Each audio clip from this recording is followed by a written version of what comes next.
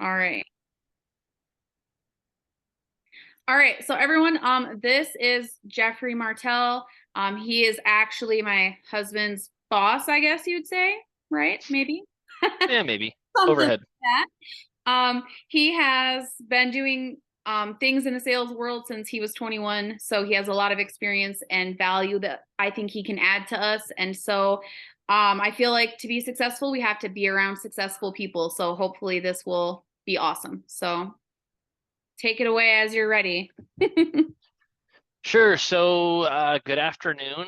Like she said, my name is Geoff Martel. I've been with Liberty Mutual, now Comparion Insurance Agency. So same company, slight difference, I suppose, in where it is now, but for the last almost 17 years. So she says since I'm 21, I don't think I look like I'm 25. So I guess that gives me a few years under my belt, right, people? So she asked me to talk to you guys a little bit because I found out last week that she eavesdrops on my sales calls and I guess she thinks they're halfway decent. So I might recruit her to come on my team because I wish my team thought my sales calls were amazing. But I think if they found out I was asked to go speak on someone else's sales meeting, they'd all have a heart attack and die. But anyway, so my goal of this is to maybe leave you guys with a nugget or two of I don't know if I even say knowledge because I don't think I'm that bright, but just some information maybe that might help you guys in your careers, your businesses. So that being said, my understanding is you guys all sell cars. Is that correct?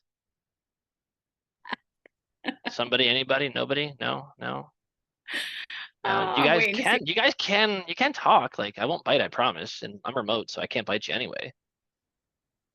All right. I won't press the issue. But so you guys sell supplements, right? So selling is selling. And at the end of the day, sales is sales is sales. I mean, yes, there's variances, nuances across what you do, but at the end of the day, from my humble opinion, and for what it's worth, and it might be worth a few pennies, I'll give it a penny and a half. I think you can kind of boil down what we do in sales into two things, and the two things are the things that we control. So we're gonna try to make this interactive. And by the time this call is over, if we're on till 5 o'clock tonight, doggone it, we're gonna get some responses out of you guys. But does anyone want to take a guess at what two things, in my humble opinion, we actually control in sales? And I will call on you guys if you don't answer. So somebody? I will go if they don't. So Oh, come on. Who's got me? Rebecca, I can see you want to answer, Rebecca. Come on, hook me up. Come on. I'll come back to you then. All right, Willie, come on, come on. Give me an answer. No? What do you think we control? Who? Maybe our service to people. Service. All right. I like that. I like that. Got a response. It's a good one. It's good. It's not one of my two, but it's a good one. I'm not going to discount it. Okay. But she spoke up, so thank you. Look good looking out. Rebecca, you want to toss your name in the hat?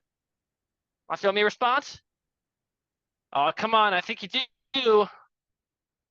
All right, we'll circle back, Rebecca. I got you. Well, we will talk. We will talk at some point on this call. So if I were to say, if you were to ask me what two things do we control, and these are two super high level things, I could give you a million bullet points and we could be on this call till probably 6 o'clock tonight and you guys will long have dropped off. But I would say those two things we control are your attitude and your activity. Does that make sense? Let me see. I got a head nod. All right, Rebecca, we're going to talk. I promise you, we will talk here at some point. But attitude, activity. So next open-ended question, and we're going to try to get this conversational. Maybe it's just me and Willie chatting. That's cool. But why do you think those two things are important? Who's got me? Because if you're negative, then you, people feel that energy. So if you're negative about it and you're sitting here like, oh well, maybe you want to buy my supplements, it doesn't seem like you're very confident in your own product or your own Yeah, no, service. absolutely. Confidence is big, right? And we've all heard the whole don't toe the dirt, like you're drawing circles in the dirt when you're asking someone a question or whatever. True story, I watched my roommate in college literally draw circles in the dirt when he asked a girl out. It was amazing. Absolutely amazing. And here we are 20 years later, I still remind him of that because it was just epic. So confidence is kind of important, right? So that goes into the attitude one. Why is activity important? It's consistency. Like if you're Olympic athletes, like say an Caribbean that swims, they're in the pool 7 days a week. Bingo. They Bingo. very rarely take it off. So if you want to be successful, you have to be doing stuff at least 5 days, if not 7 days a week. Exactly. And ultimately, one of the things I like to tell people, imagine if your paycheck was tied to the weather. How motivating is that? If the sun is shining next Friday, you get paid. If it's cloudy, you ain't getting paid. How motivating is that job? Probably not very motivating, right? So if you can't control something, it's not generally something I would say focus on, because what's the point? If my day is going to be bad tomorrow because I wake up and it's not sunny out, that sucks. Versus, you know what? I control my attitude. I control my activity. I control, do I have a positive outlook? I control, do I have a negative outlook? Am I an optimist? Am I negative? I can keep going on. But if we were to say, let's focus on attitude for a second, one of the two A's, right? And if we were just to try to keep this into a consolidated, 20-minute, half-hour chat, I would say there are a few bullet points that I would throw at you guys from a attitude perspective that I think are important for us to control as salespeople. The first one is be yourself. Rebecca, I'm calling on you. Here we are. Ready? You excited about this? Why is it important to be yourself, Rebecca? You got to unmute. You got to unmute, then talk. Come on. You got this. You got this, Rebecca. We're going to be homies by the end of this call. You'll see. Oh my God. It's important to be yourself so people can see who you really are. And if you're not yourself, then you're just being a fake. Exactly. And people can pick that up. And one of the things I tell people in our world, insurance world, is I can make insurance incredibly boring. And as much as you guys are like, yeah, insurance is already boring, dude. Like, what do you mean? Like, I can make it more boring. Like, believe me, I can really make you guys hate insurance. I can also make insurance half interesting. And I can promise you a difference of that is the style approach in which I speak to you about it. If I am monotone, if I am more rigid and going down the technical jargon of what insurance is, odds are you've already hung up, but I'm still yammering before I even realize you hung up on me. So being conversational, being casual, in my humble opinion, is a major, major benefit when we're talking to people, because people don't want to deal with a salesperson, right? People don't want to deal with a telemarketer. People want to deal with a human being. Be real when you're talking to somebody. So being yourself is critical. I tell people, go call your best friend and have a 5-10 minute chat, then come back and do some calls. Maybe less obscenities than you use with your friends, but at the end of the day, be yourself on the phone. I kick back my feet, and my feet are generally up right now on video, which I've always been told I got a face for radio. I don't know what that means, but let's just go with it. But generally, I'd have my feet up on the desk right now, but I can't. I think Justina would probably drive here and beat me if I did anyways. So we won't do that, but be casual, be yourself. Second thing we touched on is being positive. And Jennifer, I'm not sure if Justina told you who I am, why I'm here. I guess you guys didn't do enough sales, and she had the insurance guy come. So maybe you guys sell more insurance, maybe sell more stuff, and then the insurance guy doesn't come visit. But Jennifer, you and I are going to chat at some point on this call, because I've been calling on Rebecca and Whitley, and they're having a blast. Be positive. That's my second bullet point. Why is that important?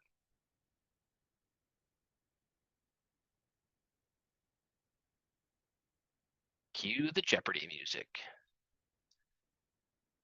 Who wants to throw out the answer? Why is being positive important? Someone help me out here. Nobody likes a negative Nancy. Nobody likes a negative Nancy. That is darn. Ooh, I'm sorry, Jennifer. That's no good. I won't pick on you too much, then, Jennifer. Hope everything is going well, though. Hope your recovery is going well. No one likes a negative Nancy. No one likes someone that is just miserable, right? And not to mention, we've probably, maybe we haven't, but some of you guys hopefully have heard the whole, those who think they can and those who think they can't are often right. If you have a positive outlook, if you believe in something, if you think you can do it, your odds of doing it are that much better, versus if you're already going into something, man, this is going to fail, this is going to implode, and it's going to be a nuclear disaster. Odds are it's not going to be as good as it could have been. So a positive mindset, positive outlook is important. And it's one of those things, in my opinion, that we as human beings, if you go talk to someone in the psychology field, takes 3 positives to outweigh 1 negative. So what does that mean we do? That means we find the positives. That means we look for them and we focus on them, because ultimately, if we focus on negatives, guess what? That's what our world becomes. So when we are looking for positives, it doesn't have to be this massive sale that just rang the cash register. We made a whole bunch of money. It could be I had a good interaction today. I talked to someone who's going to send me business down the road. It could be I ended my day with a positive phone call and the person didn't rip me a new one before I hung up the phone. Like, find the positives, they exist. And the other piece to that is celebrate each other's wins. We're all in this thing together, right? So if I'm having a horrible day, but Whitley had a great day, you know what? That's motivating to me because we're doing the same thing here. And ultimately, if someone is able to crack that nut and be successful, there's no reason I can't. Now, odds are Whitley's way better at her job than I am. If I was good, I'd still be selling. I'm overhead. So clearly I'm not that good at what I do. But for you guys, if you guys are trying to do the same thing here, sharing successes is absolutely big. My third bullet point around attitude is an ownership mindset. Do you own your business? Are you an employee or are you an owner? Now, truly that doesn't matter if you are a legitimate business owner versus an employee, because ultimately it's still a mindset difference. And from my experience, someone that has a ownership mindset is way more engaged, way more successful, way more driven, way more focused, and they're more effective if we boil it down, because owners figure out ways to be successful. They don't accept failure. They don't accept excuses. They don't make excuses. They just deliver results and they get the job done. Employees, on the other hand, do what they're told because they have to. And when things don't go wrong, they point the finger, they make excuses, and they're not accountable to themselves, especially, but they're not accountable for their results because, well, I just did what I was told. In our world, whether you're a 1099, whether you're a W-2 or something in the middle, whatever that is, if it even exists, ultimately we are responsible for our results. We're in sales for a reason. You can make a lot of dineros, right? Like, I mean, don't get me wrong, sales is glamorous. You get told you're a terrible person, you get hung up all day, every day. This job is awesome. That's why we do it, right? It's a joke. You guys are supposed to be laughing. Like, there we go. All right, work with me. Tough crowd. But we're in this because we can get paid, right? So the income potential is what drives us to do this job that most people would go to a insane asylum if they even tried to do it. So how do we take that ownership mindset and translate that into success? Well, again, I go back to my statement. A employee does what they're told because they have to. Their boss told them to do it. Well, cool. That only gets you so far. Versus if you talk to any successful business owner, they are the ones driving the boat. They are the ones driving their success. They are the ones holding themselves accountable because ultimately they win, lose based on what they do. So in our world, that means maintaining the focus, the drive, the attitude, the activity to drive the result you want. It means doing those things that other people that are not successful are not willing themselves to do. So it means push yourself, hold yourself accountable. It means establish a plan, have a strategy. Oftentimes I see people that go do stuff and they're very, very busy, but busy doesn't pay the bills. Effective pays the bills. How often do we go to a networking event, let's say, and hey, I met a whole bunch of people. Cool. Well, what did you get out of it? Well, I got a bunch of business cards. Great. And when you put that business card collection on eBay, you might get a few dollars for it. Short of that, you collected business cards. Weird hobby, strange hobby, sure, but did we actually go with a purpose? Did we actually meet people for a bigger, higher level objective, shall we say? So an owner mindset has a strategy. An owner mindset has a purpose. An owner mindset doesn't just do busy work because they don't see the value in it. So I will pause here for a second because I think I beat the attitude bullet point to death. So any questions on attitude, anything on be yourself, the whole be positive, the whole my jokes are funny piece, any of that? No, not so much. So much. All right, tough crowd. It's cool. I'll move on. Next one, activity, the second A, right? So why is activity important? Who wants to give me an answer? And this is interactive. This isn't rhetorical. Who's got me? Because if we're not doing the work, how do we get paid? I mean, right? How do we see growth if we're not putting in the time? Exactly. So activity is what drives the bus. And the analogy I like to give, because I love analogies and I've got a whole boatload of them. You guys want an analogy phone call at some point? I'm your guy. I'll give you lots of analogies. But think of a factory. A factory takes in raw material, spits out something cool on the other end. And if any of you guys have been to business school, widgets. Business school loves widgets. I don't know what widgets are, but man, in business school, they talk about them all the time. They sound amazing. To make widgets, you have to have raw materials that go in. You have a process that makes widgets, and then widgets pop out the backside. Well, in our world, activity is what drives our production of widgets, right? So if we want to make a lot of widgets, we need a lot of activity. Yes, I like the word widget. It's a fun word. Everyone say widget, right? It's fun. So how do we drive that boat? Well, we have to figure out what that activity looks like. What is quality activity? Are we driving enough of it? So I'm a big believer in know your metrics, know your minimums, know what you need to do to drive a result you want. So in my world, selling insurance, we need to talk to 10 to 12 new households every single week. So figure 40, 50 brand new people every single month. How do we do that? Well, before we used to, before we got Montana up and running, IPA, that sounds like a beer. Not drinking, guys, relax. Not drinking yet. So before we got Montana up and running, we used to have really cool metrics with Liberty Mutual in Montana. Just for whatever reason, I don't know, phone systems don't show up in Montana, but we don't have these metrics yet. But it used to be about 10 phone calls for every one person that we would get on the phone, 15 people a week. I love it. Thank you. So we used to have to make between 125 and 150 calls a week to drive that number. And this is just averages. Sure, I had people that were wicked effective and they would do 20, 50, 80 phone calls and they would get their number. I had people that were not so effective. They had to make 300, 400 phone calls. Sounds miserable? It is. But at the end of the day, do enough activity on the front end leads to that 10 to 12 households a week, you will be successful. So the first question is, do you all know your number? Do you know how many people? And that number, there may be a law of large numbers and an average, Justina just put out 15, but what's your success rate? Is your success rate 10, 20, 30, 40, 50%? I've seen people that are successful 5%. I've seen people that are successful 50%. Little bit of a difference on the end result based on how effective and efficient you are. And that goes into a skill set, which is you can learn that, you can improve that, you can affect that, right? So activity is important because it drives the bus. It drives your end result. Know your numbers, know what you have to do and maintain them. And there's two types of activity that I'm gonna just hit on real quick here. Short term, long term.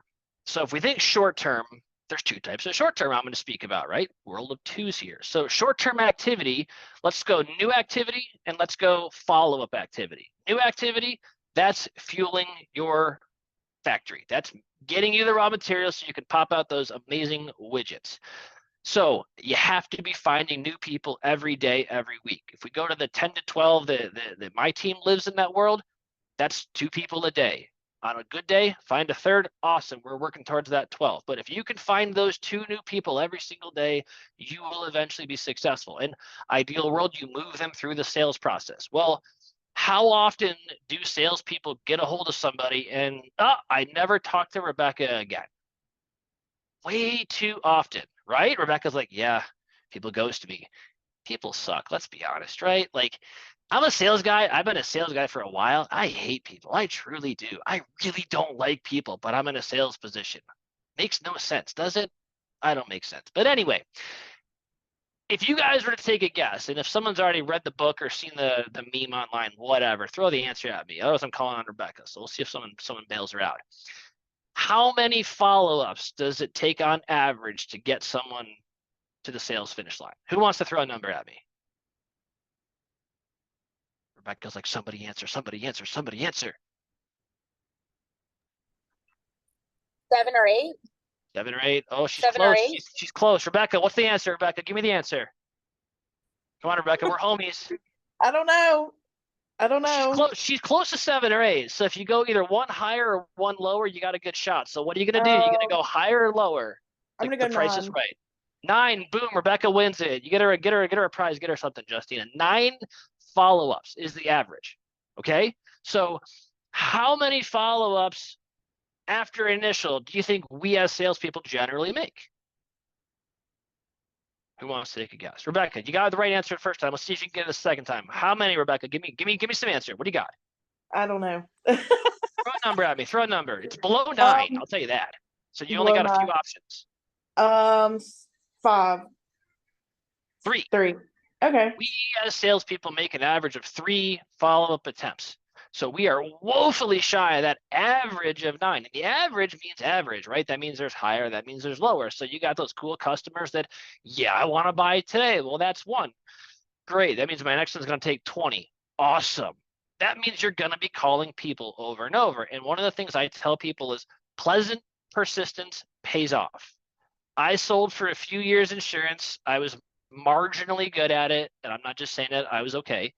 I would follow up with people dog with a bone. I only had 3 restraining orders. Not bad, right? It's not bad. Just kidding, I had none. So I, over the time of me selling, I think I might have had 1 person that's like, dude, enough. I'm going to drive there and beat you if you call me again. But the amount of times I had people that were like, wow, thank you for being persistent, Geoff. Yes, let's get this done. I appreciate you. I heard that all the time because people are busy, right? We have the attention span of a goldfish, and that might even be more than a lot of people have. So we think about it, we move on. We think about it, we move on. And if we are pleasantly persistent, eventually, if they have interest, they're going to buy from us. So what does pleasant persistence look like? My opinion, 3 to 5 business days. I'm not going to be beating Justina's phone up every single day because that's how you do get the insurance stalker moniker. It's never my goal. So pleasant persistence, 3 to 5 business days, that's kind of what it takes, in my opinion, to stay in that fuzzy range of you're not a stalker, but who are you again? They still remember you. So new activity, short-term activity, that's going to be your new stuff into the funnel. That's going to be following up, following through. Until Rebecca's like, dude, I'm not buying, I'm set.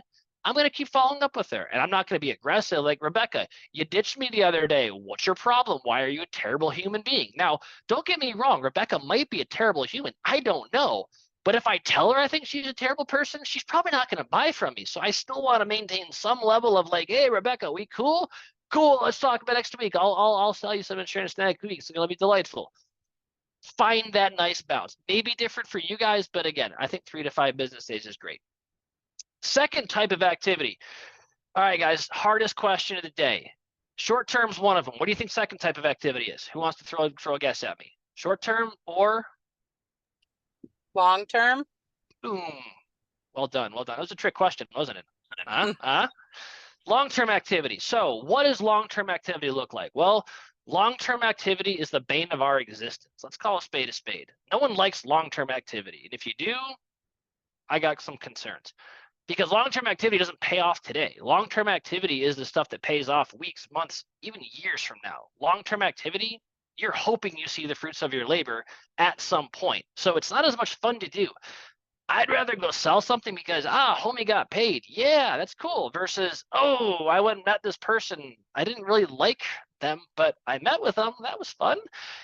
And then I have to find a way to make that person like me and make that person want to help me at some point. So long-term sourcing is what I'm talking about here. So if you guys are trying to be more effective, more efficient, if I were to give you guys 2 options, option A, option B, not option 1, option 2, because then no one has to speak. You can just show 1 finger, and I'm going to be watching. Don't use the other finger. Let's be nice. All right, let's be nice. Option 1, who wants to pound the crap out of the phone? Option 2, who wants to have people call them? Do I want to see 1 or like, no, Rebecca's like, I want to there. She gave me the finger. You saw it. It was unkind. I'm telling mom. Anyway, ideal world, people are calling you, right? So how do you do that? You get people to do work for you. You get people to start sending people your direction. Hey, you got to call Whitley. She's awesome. Check her out. Well, that takes time. That takes getting out every single week and meeting with people. Well, that's, I guess, could be fun. And that goes back to what I said a little bit ago that, hey, I went to this networking group, got a bunch of business cards. Cool story. What does that mean? I got business cards. Great, congrats. Go sell them on eBay. Good luck. Did you meet them with a purpose? Okay, so I go chat with Whitley and like, hey, I want to start working together. What are you going to send me? Here's what I'm going to send you. Great. That's just the tip of the iceberg. The second part of the long-term sourcing that I think a lot of people really dropped the ball on is maintaining those relationships. So let's say I run across Whitley and she doesn't absolutely hate my existence. And she's like, yeah, I'm going to refer you people that want insurance. And I'm going to refer Whitley people that want to buy cars because Whitley sells cars, right? Whitley sells cars, used cars, right? No, no. She froze. I can't tell if she hung up on me. That's cold. I didn't hang up. Sorry, my phone was acting funny. Funny story. I actually do sell cars sometimes. Well, there we go. See, I knew it. Clairvoyance. Look at that. Read minds. Not really. Don't tell my wife I said that, please, because that'll be bad for me. But anyway, so if Whitney and I are like, all right, we're going to go work together. Whitley and I, we are working together. Cool. Well, if I don't see her, chat with her, converse with her on a somewhat routine basis, what are the odds that she actually continues to work with me? Especially if I don't ever send her something. So part of the deal with this, and again, it's all cool and fun to go meet people and go these networking events and collect business cards. Yeah, I got an amazing business card collection. I'll show you guys sometime. Just kidding, I don't.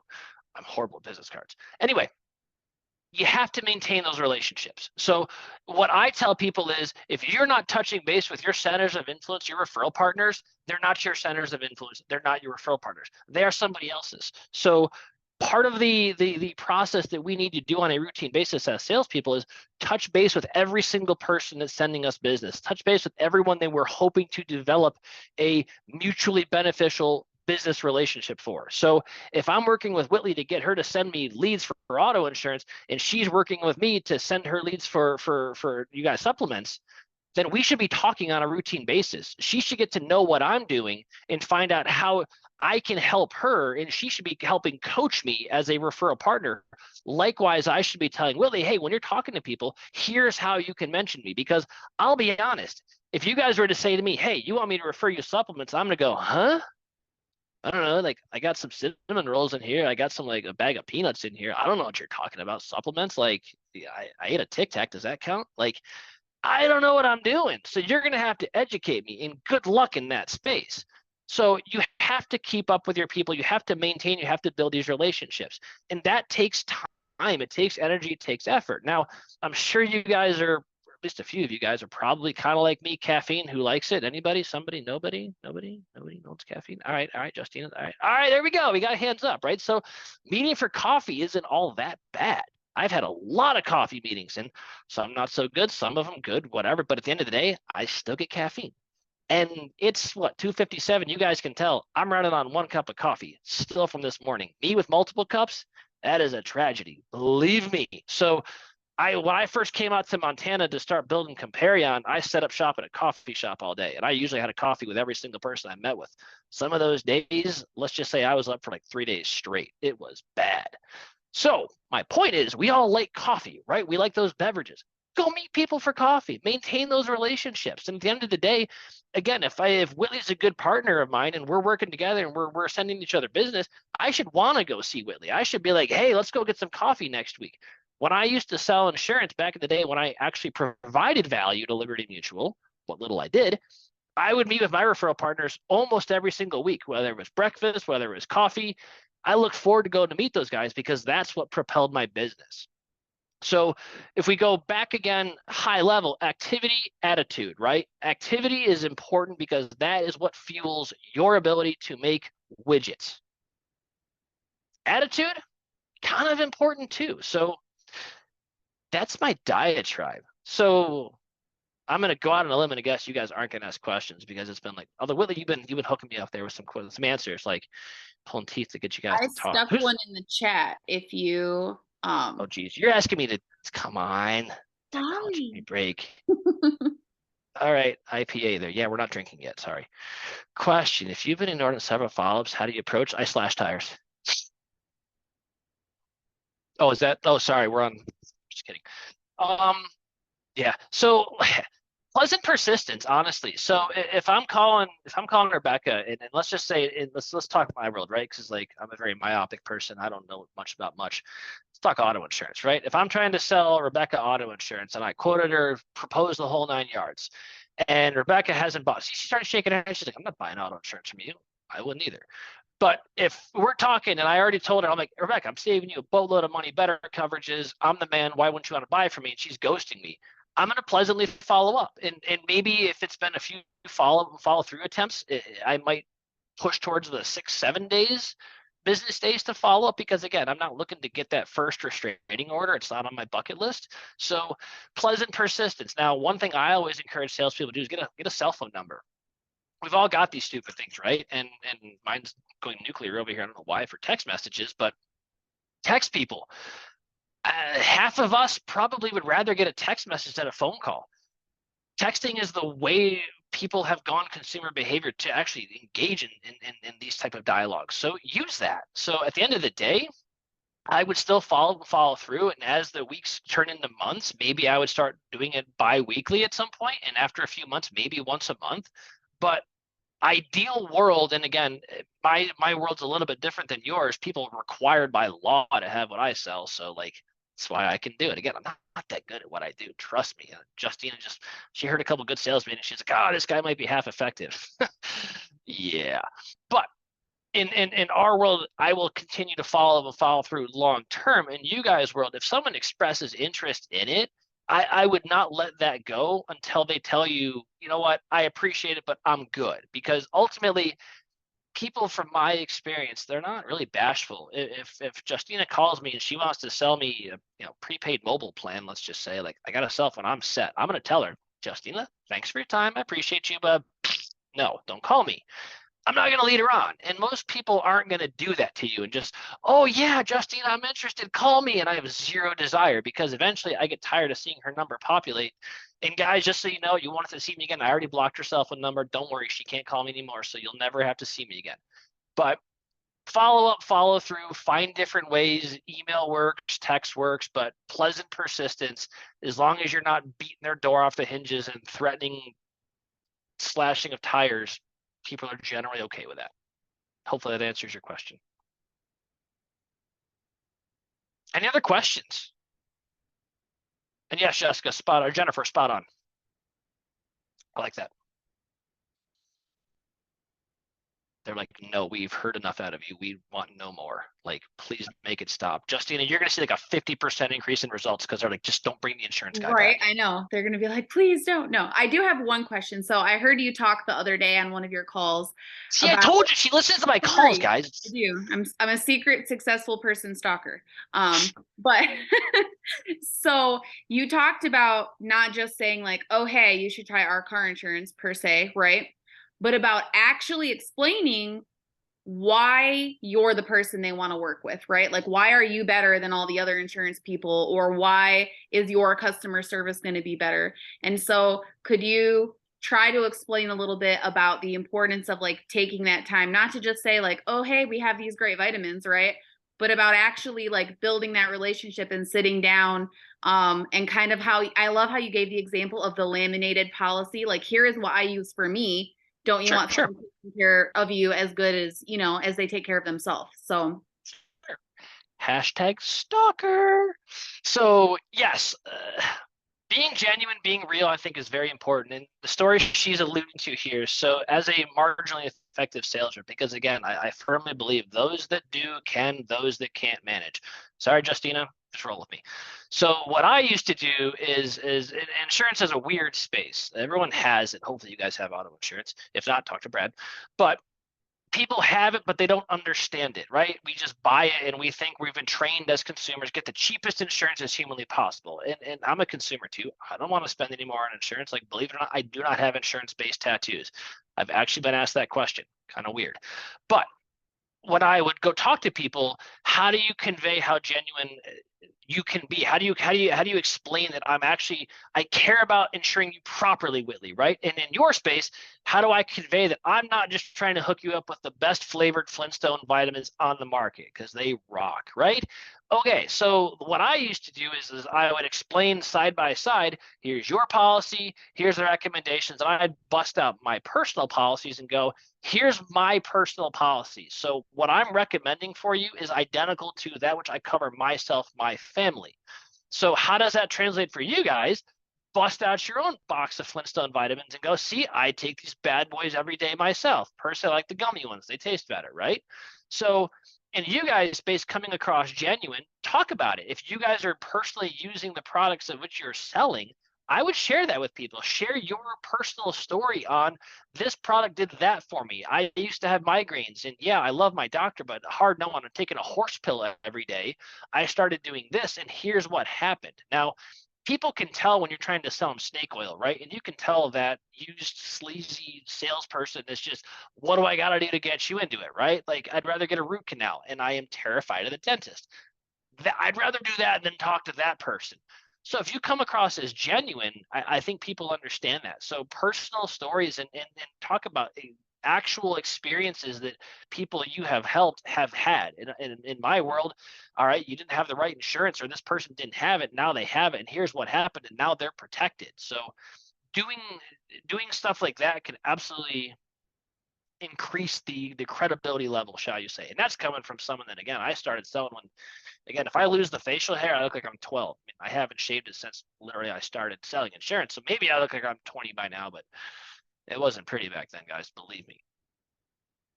Any other questions?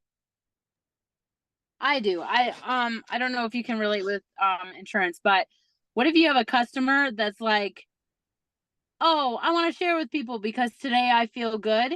And then the next day they're like, oh, I don't know if it's your supplements. It might be these other vitamins I'm taking. And they're so back. I call her my roller coaster customer.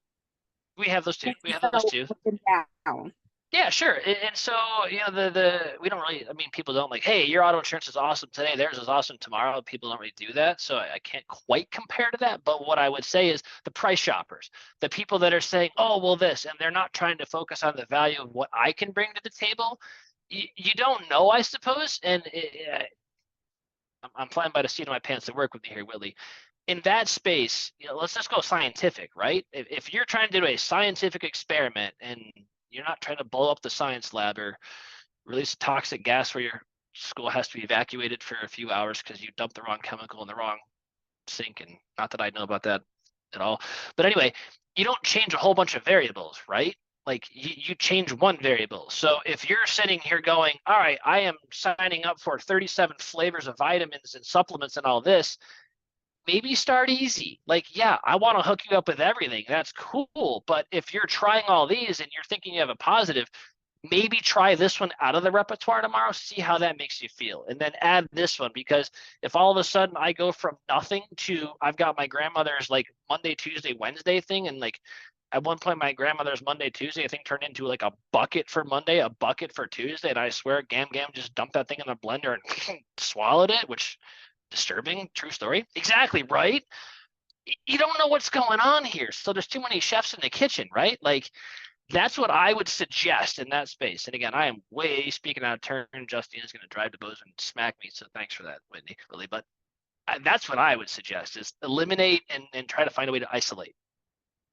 That's actually perfect, because that's what I've been trying to help her with that specific client is, okay, it's not a good idea to try what you're trying from us and try something from this other place and something from that other place all at the same time, because then I can only help you so much, right? So Mixing things doesn't work well. Again, when you're sitting here and your science teacher is like, don't dump this chemical in this sink, white gas is going to come out, and you don't think, and you dump and white gas comes out. It's not ideal. It's not good. I mean, you get out of school for an afternoon, but then you got to deal with the repercussions of doing that. True story. Any other questions?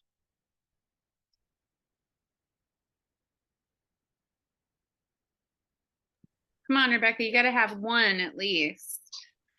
Okay, what do you do when you get them to the end and they're about to sign up and then they just ghost you? Put a gun to their head and force them to sign. Or slash time. No, I think that goes to the pleasant persistence. And what my sales approach is probably different than a lot of people in our space, because and I think that also kind of is like the way we do things as Liberty Mutual / Comparion is we're not as transactional as a lot of places. We are more value. We are more relationship. And ultimately, if I've done a good enough job and I've left you with a positive experience, I'd like to think you're not just ghosting me because I have a terrible haircut. I'd like to think you're just busy. And at some point I will get you back on the phone. And that's where, again, I go to that pleasant persistence where I'm going to call you once a week and maybe back to twice a month type deal. Eventually you're either going to tell me I'm set, I went with whatever, I'm not interested, or you're going to buy from me. But that goes back to where I say, every bit as important as the follow-up and follow-through piece is, we have to add new stuff to our funnel every day, every week. Because if you're sitting here relying on the 5 people that you've presented to buy from you, and all 5 just decide, I don't like Rebecca's glasses today, she's not going to be my person, you're back to square zero and you got nothing. Versus if you are consistently focusing on adding new stuff to the funnel every single week, okay, Rebecca goes to me, Rebecca tells me, dude, like, brush your hair next time. Okay, cool story. I've got a whole bunch of more people that I can talk to. I don't have a whole lot there I mean, it's still there. I'm not balding, but like, I keep it short because I ain't got time for that. Although I do have a picture of me with long hair, if you guys can picture it. Huh? My sisters challenged me to donate my hair to Locks of Love, and I was like, game on. And my boss was like, excuse me? I'm like, oh yeah, this is happening. True story. So I just want to add, guys, really fast, and then if we have any more questions, we can, or we can wrap up. But the most recent sale that I finalized, the girl actually told me that she knows multiple other people who work for our same company and do what we do, but it was me specifically that she wanted to work with, based on the way that I check in on her, based on just my genuine, like if she posts like something on Facebook about having a horrific day, and I'm like, hey, are you all right? And I don't bring up, what we do at all. Based on that is why she chose me. And one of the people that she knows that does it is her own mother-in-law. And I don't know this girl in person in real life at all. So that being a real person, joking with someone, checking on them, we have had situations where someone has like said, yes, I want to. And then, oh my gosh, I can't, my husband had a heart attack, right? When you check in on them, the first thing you should be saying is, how is your husband, right? So we need to be like real, authentic people. And that relationship makes a huge difference, which I think Geoff would probably agree with.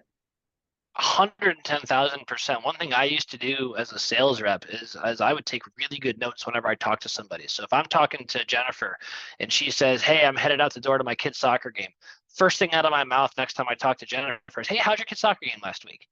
And the funny part about that is I have the memory of a goldfish, and that might even be generous. Like I could have completely forgot Jennifer existed. She just ghost gone. I don't know who she is.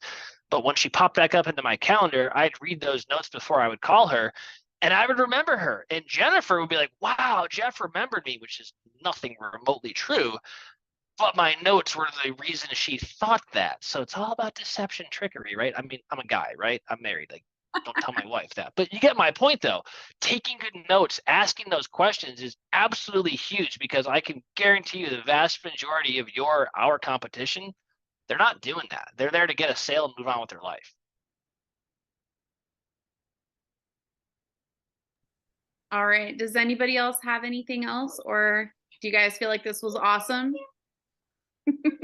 Maybe I'll punish you with more people in the future. So,